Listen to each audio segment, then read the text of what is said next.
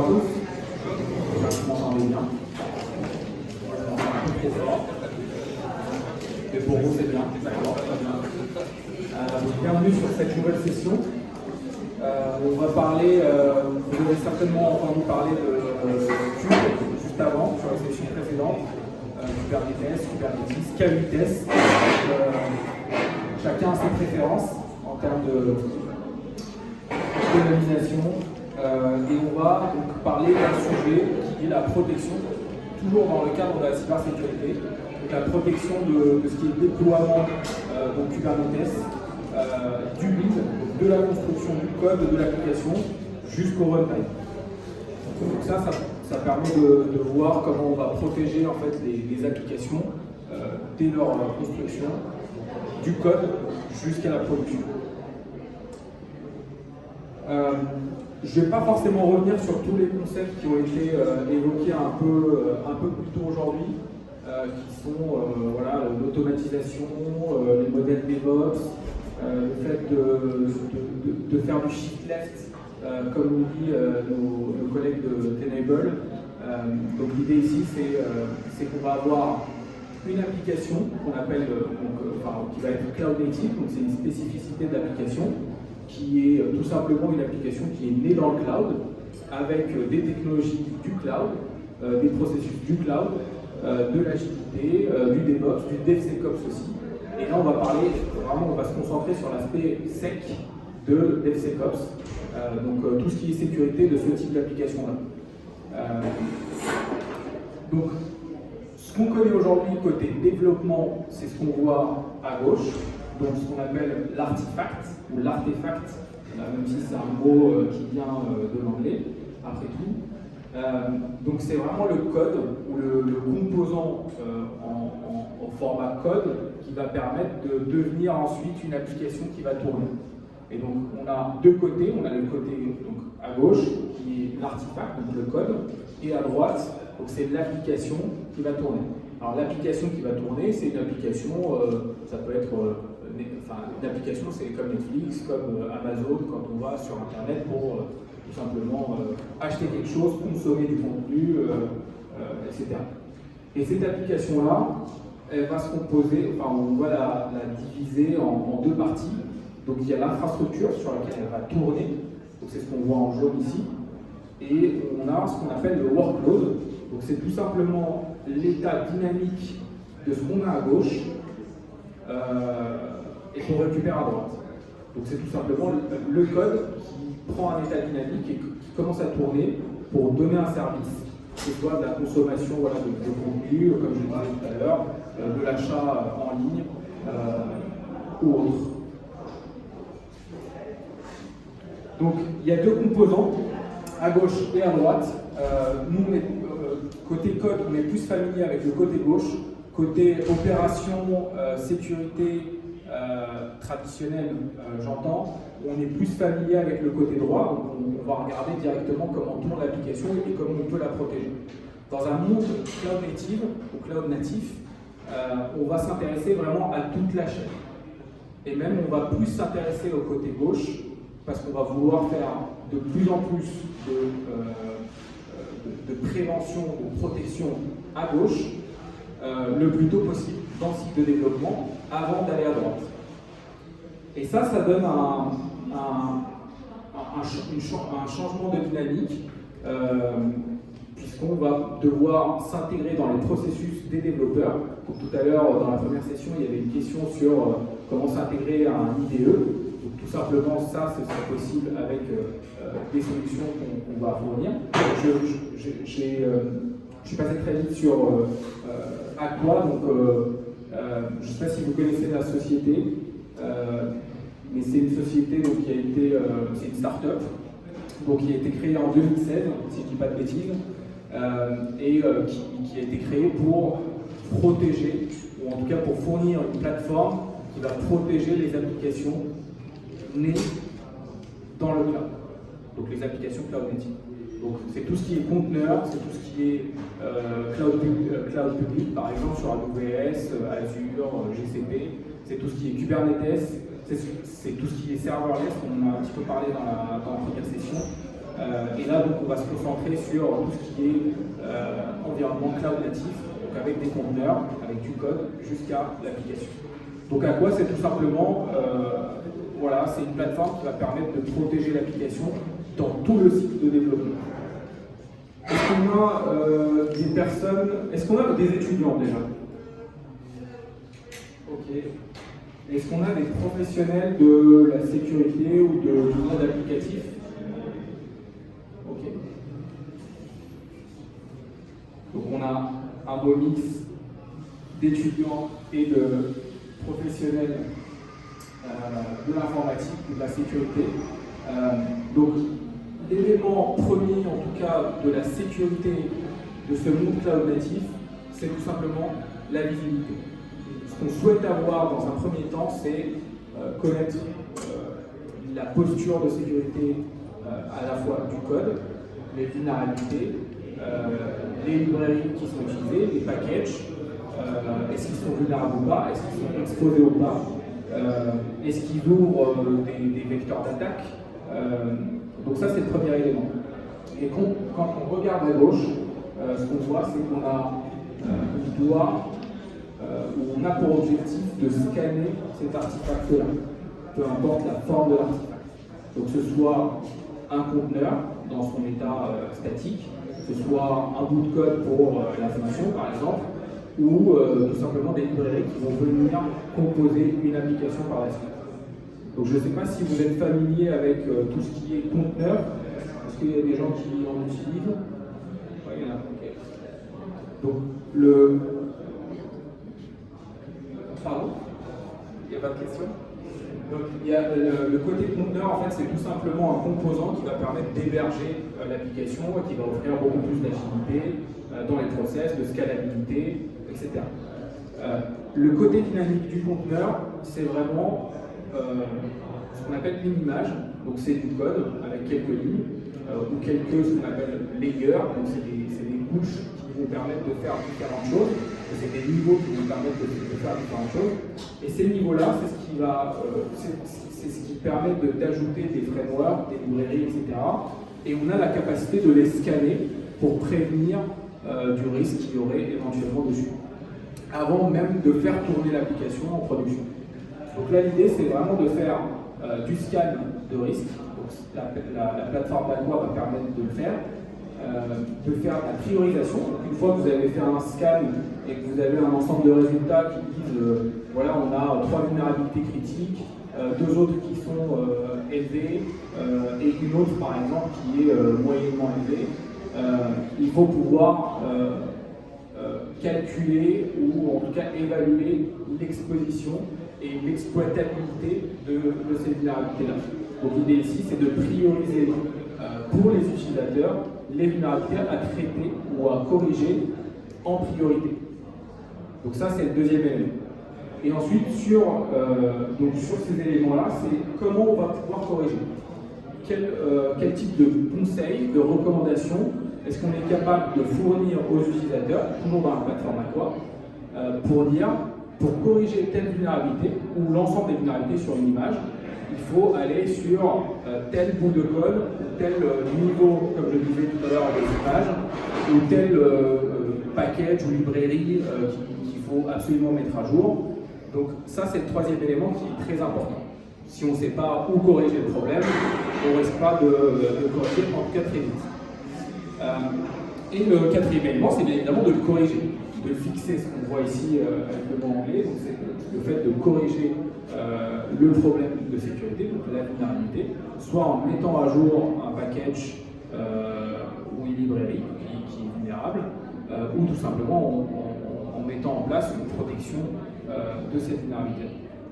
Et donc une fois que c'est fait, au niveau donc, du code, on va avoir aussi besoin de regarder ou d'avoir de la visibilité, de l'observabilité, tout dépend comme on veut l'appeler, de ce qui se passe aussi à droite.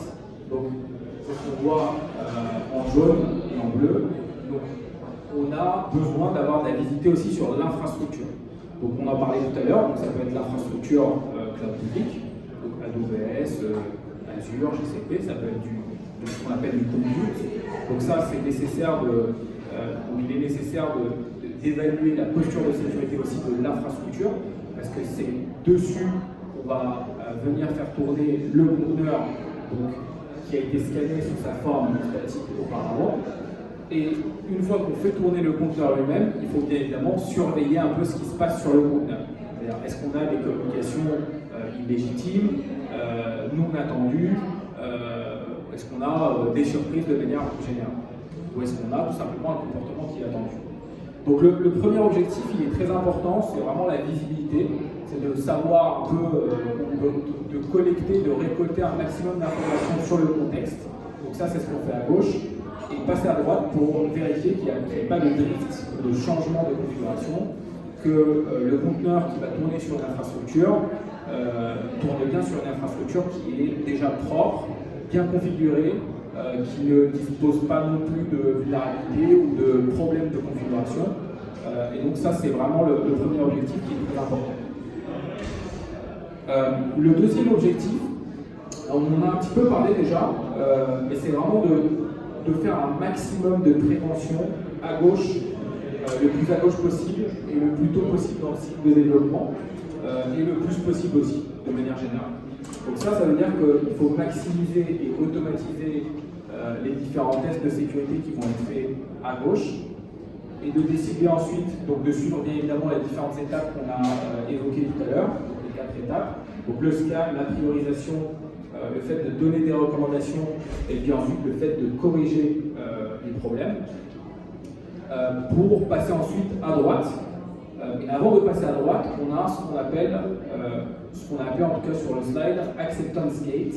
Donc c'est tout simplement une porte qui va permettre de dire, ou qui va permettre de valider, comme à l'aéroport, quand vous allez prendre un avion, en général on passe par les portiques, on a besoin de faire passer l'ordinateur ou tout ce qui est à côté, et puis là on vérifie tout simplement que vous n'avez pas d'objet interdit par exemple, ou des choses comme ça. Donc là c'est un peu le même concept, c'est vraiment une porte qui va permettre, des portiques qui vont permettre de dire est-ce que l'artefact qu'on a à gauche et qu'on essaye de transformer en conteneur à droite est bien conforme, c'est-à-dire il n'a pas de vulnérabilité critique ou élevée, par exemple, il n'a pas de risque particulier. Est-ce qu'il est connu? Parce qu'il peut arriver de voir des conteneurs qui commencent à tourner sur notre infrastructure mais qui ne sont pas du tout attendus. Donc ça permet vraiment de dire est-ce qu'on a bien uniquement les conteneurs et les éléments qu'on attend. Et le troisième élément, c'est tout simplement est-ce que d'un point de vue politique et gouvernance, on a coché toutes les cases et donc on peut passer à droite. Donc ça c'est le deuxième élément qui est très important.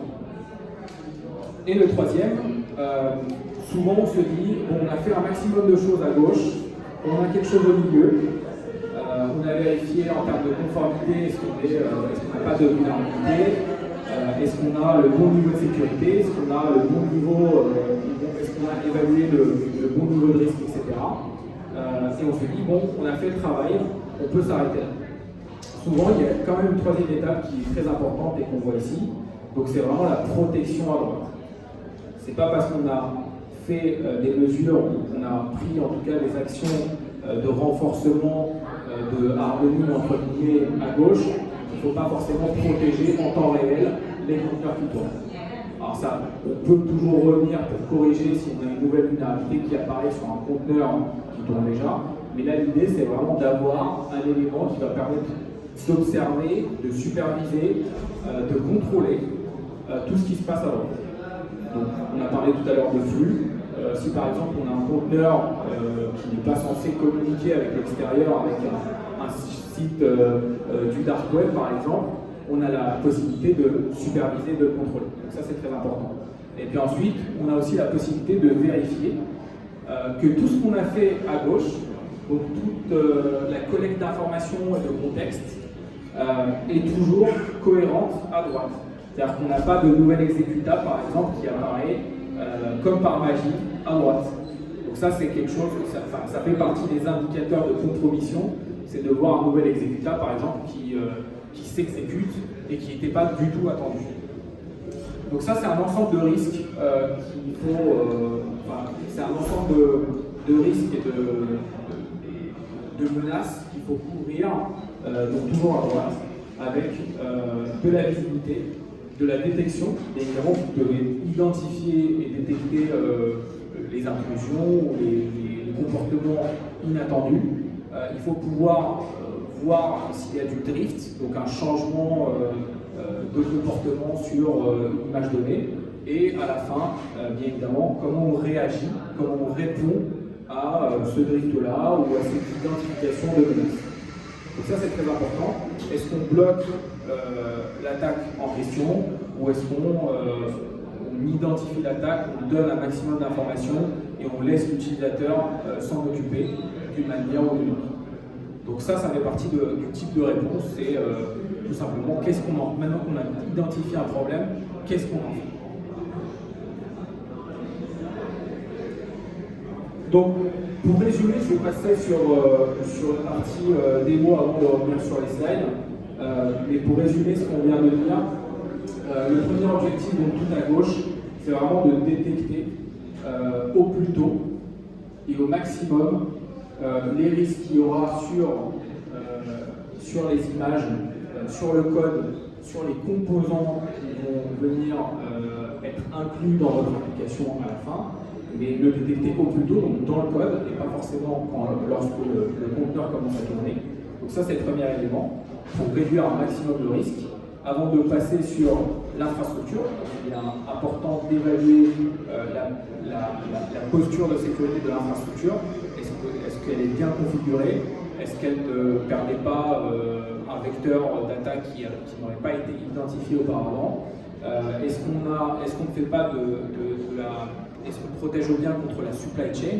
Donc, je ne sais pas si vous en avez déjà entendu parler, il y a eu quelques notions dans les présentations précédentes, mais c'est tout ce qui est approvisionnement logiciel.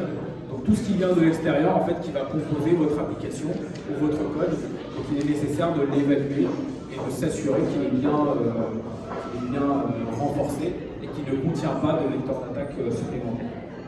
Et le dernier élément, bien évidemment, c'est le fait d'arrêter les attaques lorsqu'elles sont implémentées, lorsqu'elles sont exécutées, puisqu'on va avoir quand même des éléments de sécurité ou des menaces en temps réel qui vont apparaître sur l'application qui va tourner. Et l'objectif global, c'est de réduire le bruit. Donc réduire le bruit, c'est tout simplement pas uniquement le bruit aux alentours, mais le bruit est vraiment des alertes qui vont remonter. Tout ce qui est faux positif, par exemple, ça c'est une problématique qui est souvent rencontrée dans le monde de la sécurité.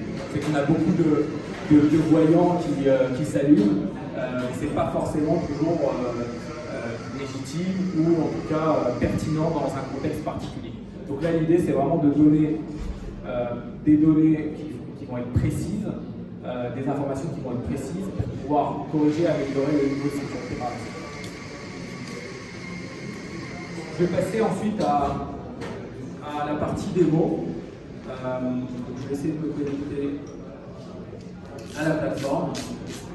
Donc on a parlé de 3 différentes parties de protection. Donc il y a une protection en termes de scan, vraiment du code ou des images, donc qui sont tout simplement l'élément statique des conteneurs.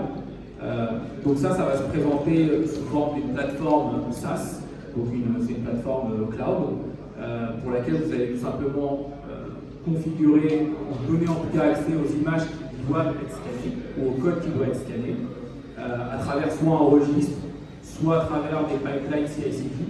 Donc si vous automatisez par exemple la construction de votre code, vous avez la possibilité d'ajouter une étape qui va permettre de scanner et de vous donner des éléments de sécurité sur ces applications-là. Et donc ça, c'est ce qu'on va retrouver à gauche de l'écran. Donc ça, c'est une plateforme qui est déjà configurée et qui permet... Ah, vous ne voyez pas, pardon. Merci pour l'alerte. Je vais juste essayer de changer l'écran.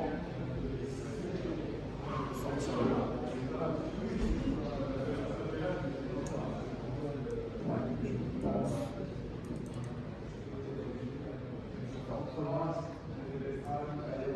Je vais dupliquer les écrans. Je vais juste une minute.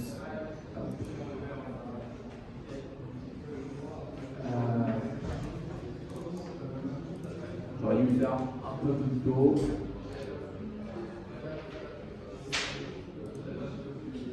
Je vais dupliquer les écrans pour que tout le monde puisse voir correctement. C'est pas ça. Est-ce que ça marche mieux? C'est moi qui ne vois plus rien. Décidément. Ça devrait un peu mieux fonctionner. J'espère. Voilà. Ok. Parfait. Alors, avant de commencer, moi je voulais partager avec vous cette image-là. Je ne sais pas si vous l'avez déjà vue quelque part, et si vous arrivez à lire, je ne sais pas si c'est visible, mais ce qu'on voit tout en haut, c'est tout simplement un chef de projet ou un client qui va demander à ce qu'on développe du code ou qu'on développe une application. Et ce qu'on voit en général, c'est qu'on a différentes sources d'informations partout sur le web. Donc Stack Overflow, c'est assez connu. On va retrouver bien évidemment des bouts de code sur GitHub aussi, de la documentation, le code de nos profs ou qui sont dans les cours magistraux. On va retrouver des tutos sur YouTube et évidemment d'autres types de sources. Et on arrive avec une application qui est composée de différentes parties. Donc c'est ce qu'on disait tout à l'heure, ça représente assez bien la supply chain et les attaques à la supply chain. Donc ça veut dire que c'est des bouts de code ou des composants qui viennent de l'extérieur et qu'on intègre dans une application en pensant que c'est tout à fait légitime, que c'est tout à fait valide. Et on se retrouve avec un bout de code qui est un mélange de plusieurs sources différentes. Et donc là, l'idée, en fait, avec toute la protection dont on parlait tout à l'heure au niveau du code, c'est d'évaluer aussi la posture de sécurité de tout le code qui vient de l'extérieur. Donc ça ne veut pas dire que vous ne pouvez absolument pas l'utiliser, mais il est nécessaire quand même de le valider d'un point de vue sécurité pour être sûr qu'il ne contient pas d'attaques supplémentaires. Donc ce qui se passe, c'est que on va tout simplement donner accès à l'image en question. Donc là, j'ai toute une liste d'images qui a été scannée avec des résultats plus ou moins critiques en fonction des images. Mais on va prendre un exemple assez simple que vous utilisez dans la vie de tous les jours, peut-être si vous utilisez des compteurs, etc. Donc Nginx par exemple. Et ce qu'on va retrouver, donc c'est une image Nginx avec une version particulière. Donc, là, j'ai fait exprès de prendre une version assez ancienne, donc qui contient vraiment des problèmes de sécurité. Et ce qu'on retrouve, c'est vraiment toute une liste de vulnérabilités. Donc on voit qu'on en a 24 de critiques, 100 de high, donc élevé, moyenne, etc. Et donc là, l'idée, c'est vraiment de pouvoir avoir déjà une liste et un inventaire de toutes les vulnérabilités. Et de surtout, une fois qu'on a la vulnérabilité, de pouvoir comprendre cette vulnérabilité-là. Donc pourquoi c'est une vulnérabilité, pourquoi c'est un problème, sur quel type de composant est-ce qu'on la trouve. Donc on retrouve ici par exemple la ressource qui est installée, qui est impactée par cette vulnérabilité-là. On va retrouver donc le score CVSS. Donc, je ne sais pas pour les étudiants ici si c'est un standard que vous connaissez, non. Grosso modo, c'est NVD, donc, qui est la base de données nationale de vulnérabilité. Donc c'est ce qu'on voit ici, National Vulnerability Database, et qui permet en fait, qui sort en tout cas un score sur des vulnérabilités. Donc ça donne en fait la criticité d'une vulnérabilité. Donc le score, ça va de 0 à 10, et donc là, quand on a 9.1, ça veut dire qu'on a un seuil assez critique. Et donc là, ça permet vraiment de voir déjà si la vulnérabilité qui a été trouvée est importante ou pas. Et elle est importante souvent parce qu'elle est exploitable ou pas. Et elle permet de donner par exemple accès à d'autres types d'informations qui peuvent être à peu près sensibles ou pas. Ce qui est important, ce qu'on a dit tout à l'heure, donc si vous vous souvenez, c'est de scanner, de récupérer les résultats. Donc c'est ce qu'on a ici. D'avoir une recommandation, donc un conseil sur comment on peut y remédier, comment on peut corriger la vulnérabilité en question. Donc c'est ce qu'on voit ici. Donc, c'est tout simplement une remédiation au niveau du code où il faut upgrader ou mettre à jour un composant qui est vulnérable. On a la possibilité, on y reviendra peut-être un petit peu plus tard, de mitiger cette vulnérabilité-là une fois qu'on fait tourner le conteneur avec ce qu'on appelle du virtual shielding. Donc c'est tout simplement un bouclier logiciel qui va permettre d'empêcher une attaque ou qui exploite en tout cas cette vulnérabilité en question. Et on a la possibilité d'accepter le risque si par exemple on a une couverture de cette vulnérabilité-là par un autre logiciel ou par une méthode autre compensatoire. Et bien évidemment, on a d'autres éléments de test pour pouvoir suivre l'évolution de la vulnérabilité. Donc si vous vous souvenez de la roue qu'on avait tout à l'heure, donc le fait de scanner, le fait de pouvoir regarder, analyser et identifier ces vulnérabilités-là, y remédier, ou en tout cas avoir le conseil pour la remédiation, et ensuite le corriger. Évidemment, il y a une action de remédiation à faire. Donc ça, c'est le premier élément. Ensuite, donc ça, c'est vraiment un scan de l'image sous son format statique. Donc c'est du code que je vais scanner et pour lequel je vais remonter certaines vulnérabilités parce que j'ai accès aux packages qui sont utilisés. Derrière, on peut avoir aussi des éléments dynamiques ou des risques dynamiques qu'on ne verrait pas ou qu'on ne verrait que trop tard, c'est-à-dire lorsqu'on commence à faire tourner le conteneur en production. C'est souvent trop tard. Donc ici, l'idée, c'est de pouvoir émuler un conteneur qui se passe sur l'image, toujours dans la face de gauche, mais dans un environnement complètement isolé qui est une sandbox. Et qu'on va retrouver ici. Si je prends un exemple, donc là j'ai une image qu'on va pouvoir analyser. Donc en termes de vulnérabilité, on va voir qu'on a 0 vulnérabilité critique. Donc on peut estimer que c'est une image qui est tout à fait légitime et sur laquelle on peut très bien travailler correctement. Lorsque on va sur ce qu'on appelle Dynamic Threat Analysis, qui est cette fonction-là qui permet d'émuler vraiment un conteneur qui se base sur l'image dans une sandbox, on voit qu'il y a d'autres types de risques. Donc on voit tout simplement qu'il y a une communication qui est inattendue et qui permet vraiment ça permet d'identifier justement un risque dynamique mais qu'on ne voit souvent que bien trop tard. Et donc là, on identifie bien assez tôt pour pouvoir couvrir ce risque-là, ou décider d'utiliser ou pas la solution. Donc ça, c'est le premier élément.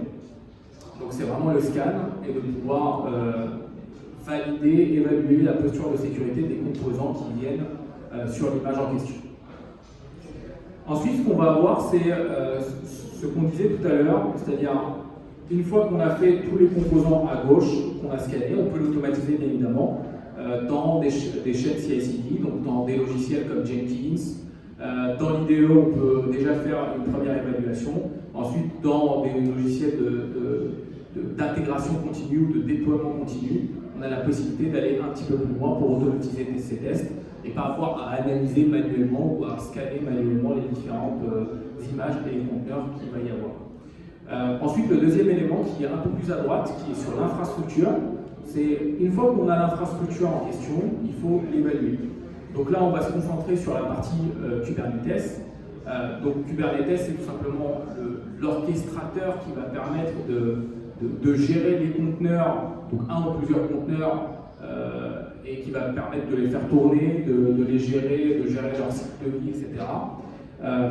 Donc il est nécessaire aussi d'évaluer ce composant qui est Kubernetes et qui est l'orchestrateur d'un point de vue sécurité. Donc on a des outils qui permettent de le faire. Donc il y a des outils d'ailleurs open source, à la fois pour le scan d'image, donc avec Trivy. Donc ça s'écrit Trivy, que vous pouvez retrouver sur GitHub/aquasecurity/Trivy. Donc il y a un outil open source, bien évidemment gratuit, qui vous permet, qui est le scanner de vulnérabilité pour les conteneurs le plus utilisé au monde. Et qui est d'ailleurs utilisé par d'autres logiciels comme GitLab, comme Arbor, et ainsi de suite. Donc là, en l'occurrence, pour la partie vraiment clustering et évaluation du risque du cluster, on a un outil qui permet de le faire, qui s'appelle KubeHunter. Donc Hunter comme un chasseur. Je vous montrerai un peu les logos un peu plus tard sur les slides.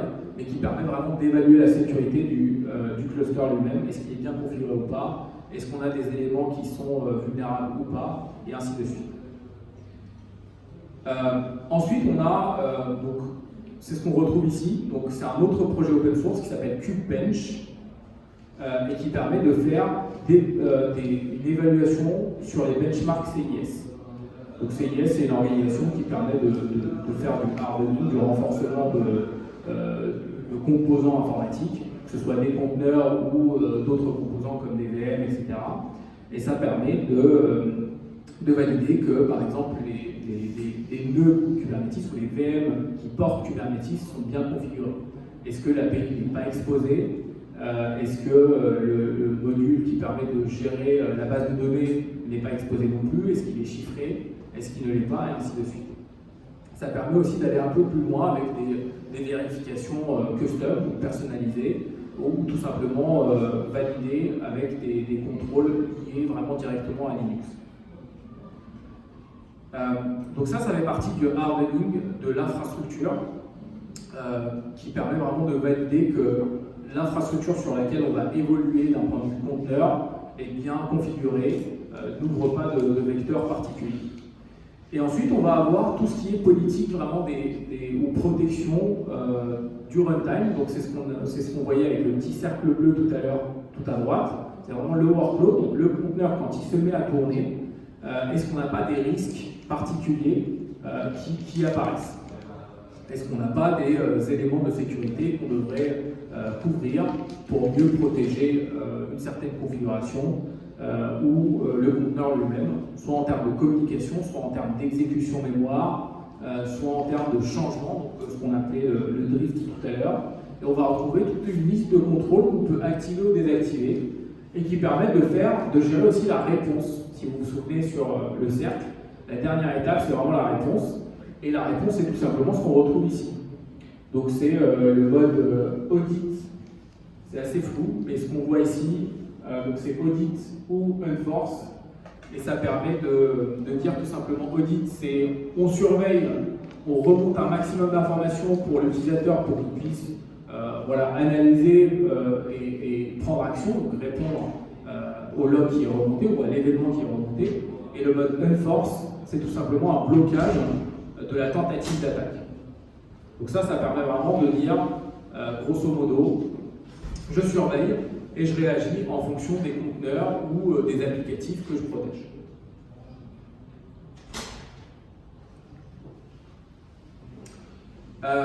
Donc voilà par rapport à ça. Ce qu'on pourra regarder aussi, c'est qu'on va avoir la possibilité, par exemple, de faire des tests sur des composants, des déploiements particuliers. Et c'est ce qu'on va récupérer ici. Donc je vais tout simplement essayer d'appliquer un conteneur. Donc appliquer un conteneur, ça veut tout simplement dire que je prends un fichier YAML, qui est un fichier de configuration, pour faire un déploiement. Donc je vais déployer un conteneur. Là en l'occurrence, ce que je vais essayer de faire, c'est tout simplement un déploiement de conteneur qui n'est pas censé être déployé. C'est-à-dire que je vais être bloqué et c'est fait exprès. Donc je vais juste aller sur le bon répertoire avec une seule main. C'est toujours un peu plus challenging. Donc je vais aller sur Bitcoin. Si j'arrive à taper. Je ne sais pas si vous voyez mon écran. Pas bien. Bon, c'est pas très clair.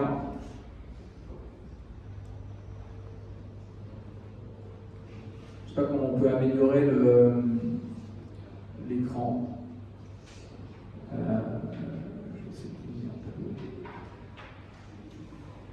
C'est mieux là. C'est un peu mieux. Ouais. Je vais le remettre tout en haut. Ok. Donc là, ce que je vais essayer de vous montrer ici, c'est que j'ai deux éléments, j'ai deux déploiements particuliers de la même application, qui est Redis, et qui va permettre tout simplement de déployer un conteneur qui se base sur une image Redis. Alors on peut très bien aller voir ce qu'il y a à l'intérieur. Donc le fichier YAML, pour ceux qui connaissent, ça a ce format-là, donc avec différents attributs, différentes valeurs. Pour ceux qui ne connaissent pas, bon, ça reste assez simple à expliquer. C'est le kind, on va tout simplement expliquer ce que c'est. Donc c'est un déploiement. Donc je vais lui donner un nom qui s'appelle MyRedis. Un namespace, donc c'est l'espace dans lequel le conteneur va être déployé. Et on a d'autres types de valeurs qui vont permettre de dire voilà, l'image qui m'intéresse de transformer en conteneur, c'est celle-ci. Et on a d'autres éléments comme le security context qui va dire est-ce que l'image tourne sous un rôle privilégié ou pas, ce qui est un risque d'un point de vue sécurité. Donc, je ne vais pas m'attarder là-dessus. Je vais tout simplement faire un cube CTL.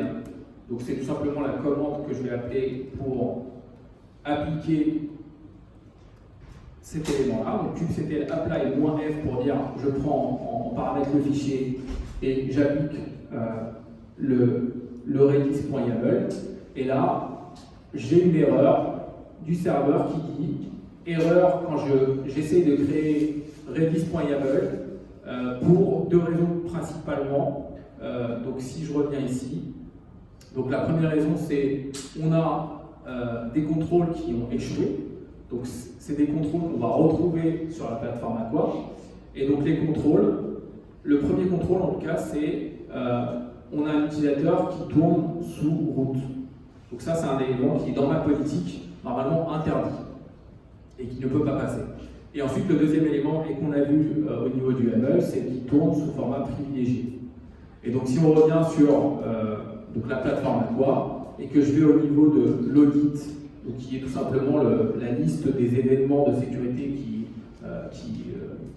qui sont listés, on retrouve ici le log qui est correspondant à l'erreur qu'on retrouve sur le terminal et qui permet de reprendre un peu les éléments donc cités. Donc ce qu'on voit ici c'est run as root user et privilégié.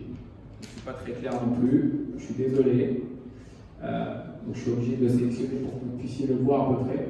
Mais grosso modo, c'est un élément qui est bloqué et qui est remonté avec un maximum d'informations pour que l'utilisateur puisse l'analyser et prendre action. Donc si je reviens là-dessus, je peux réessayer de faire la même chose avec un deuxième conteneur ou un deuxième YAML qui est censé être correct, donc qui ne tourne pas sous route et qui n'est pas privilégié. Et donc cette fois-ci, je vais avoir, alors c'est pas exactement l'erreur que j'attendais, il y a une erreur du fichier, donc je vais avoir un autre type d'erreur qui est cette fois-ci, ou qui dit cette fois-ci que l'image n'est pas enregistrée dans la plateforme Aqua.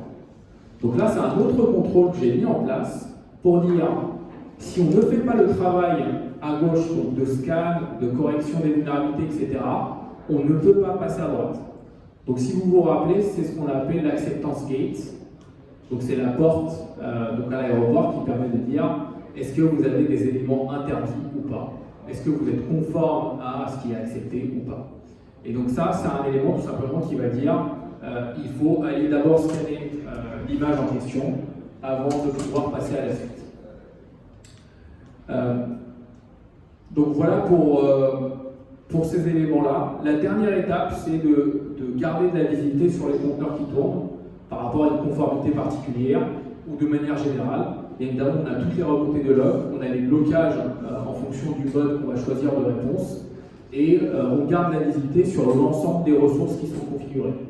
Donc ici, je vais tout simplement aller sur donc les ressources, on ne voit pas très bien, mais c'est les ressources Kubernetes en fait, qui vont être listées. On va pouvoir appliquer des filtres sur tout ce qui n'est pas conforme à une politique de sécurité particulière. Donc là, par exemple, je vais aller choisir directement un conteneur que je connais, qui est un conteneur Mongo. Donc pour ceux qui connaissent, c'est tout simplement une base de données et qui tourne sous forme de conteneur. Et ce qu'on va avoir, c'est une image globale et une visibilité globale sur la composition du conteneur, mais aussi sa posture de sécurité globale. Est-ce que ça respecte les différents guidelines? Est-ce que ça respecte les différents contrôles, les différentes règles de sécurité?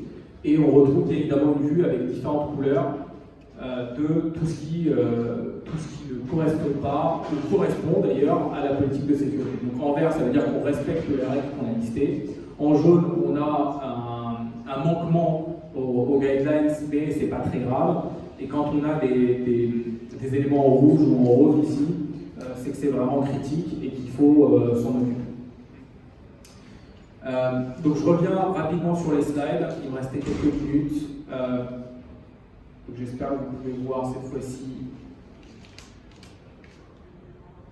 les bons éléments, très bien. Et je vais finir là-dessus.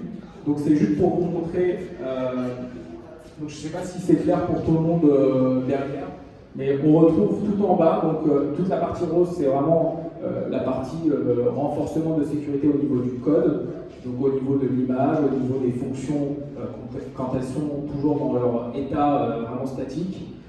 Et ce qu'on retrouve tout en bas avec les logos, c'est vraiment les logos des produits open source. Donc le premier c'est Trivy, Aqua-Trivy, donc T-R-I-V-Y, c'est pour tout ce qui est scan donc, de conteneurs, scan d'images, et qui permet de remonter les vulnérabilités, de remonter les recommandations, de donner des conseils sur les éléments à protéger, comment les corriger, etc. Le deuxième élément c'est Aqua-TF-Sec, donc TF pour Terraform, puisque c'est un logiciel open source du coup, qui permet de faire de l'évaluation de sécurité de tout ce qui est infrastructure as code lié à Terraform et à CloudFormation, on l'a vu dans la section précédente aussi. CloudSploit, ça permet vraiment de faire du scan d'infrastructures, donc notamment des clouds publics. Donc si vous utilisez AWS notamment, vous avez la possibilité de faire une sorte de balayage du cloud public et ça va nous remonter en fait tout ce qui est pas bien configuré, tout ce qui est exposé par exemple.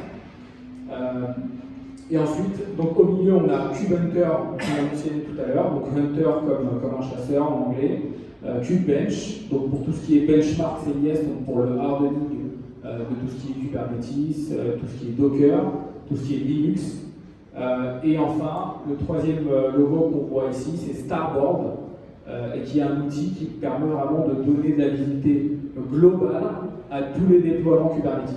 Donc ça permet de scanner les images utilisées par les déploiements, ça permet de vérifier le déploiement lui-même, est-ce qu'il est bien configuré en route ou pas, est-ce qu'il y a des secrets qui sont inclus dans des fichiers de configuration et qui ne devraient pas. Ça arrive souvent, ça en fait sourire plus d'un, mais on en retrouve encore très souvent. Et le troisième élément, le dernier élément, donc tout à droite, donc c'est Tracy, donc T-R-A-C-W-E, qui permet en fait, c'est aussi un logiciel open source, donc qui permet de faire de la protection, enfin de l'identification dans un premier temps, de tout ce qui est risque à assez bas niveau, donc au niveau eBPF notamment, et de la protection bien évidemment par la suite. Et on arrive à la fin de cette présentation et de la démo. Merci de votre attention.